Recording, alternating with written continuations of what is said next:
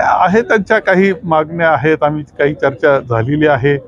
उद्या माननीय बाळासाहेब आंबेडकर हे येत आहेत, त्यांच्याबरोबर आम्ही चर्चा करू, मार्ग काढू। कारण देश अशा एका वेगळ्या वळणावर आहे।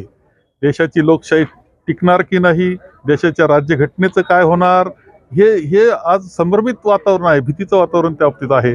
अशा वेळेस जे पुरोगामी विचाराचे आहे, जे लोकशाहीवादी विचाराचे आहे, जे राज्यघटनेला मानतात, त्या सर्वांनी एकत्र येणं ही काळाची गरज आहे। ऐतिहासिक अशा प्रकारची निवडणूक ही आहे, ऐतिहासिक निवडणूक आहे, काळाची ही गरज आहे। जर देशाची लोकशाही वाचवायची असेल, राज्यघटना वाचवायची असेल, तर अशा वेळेस आम्ही एकत्र आलो पाहिजे, ही भावना आमच्या सगळ्यांची आहे। मला वाटतं त्यामध्ये कोणती अडचण येणार नाही, आम्ही मार्ग काढू, चर्चेने मार्ग काढू। शेवटचा प्रश्न, शिर्डी लोकसभेच्या जागेवर सुद्धा काँग्रेसने दावा केलाय, ठाकरे गट सुद्धा त्या ठिकाणी दावा करते, काय मार्ग निघेल यात? आता ह्या आतल्या चर्चा मी सगळं सांगणं काही योग्य नाही, परंतु खरं आहे की शिर्डीच्या बाबतीत आम्ही आग्रही आहोत। कारण शिर्डी ह्या सगळ्या मतदारसंघामध्ये मला काँग्रेसला अनुकूल वातावरण वाटतं आहे। याशिवाय काही जागा आहेत, आता मर्यादित जागा आहेत, बऱ्याचशा जागेवर एकमत झालंय, काही थोड्याशा जागा आहे की ज्या चर्चेनं आम्हाला मार्ग काढायचा आहे, तो मार्ग काढू।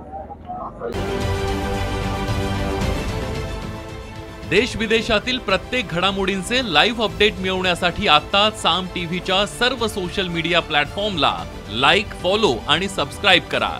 तसंच सर्व नोटिफिकेशनसाठी बेल आयकॉन प्रेस करायला विसरू नका।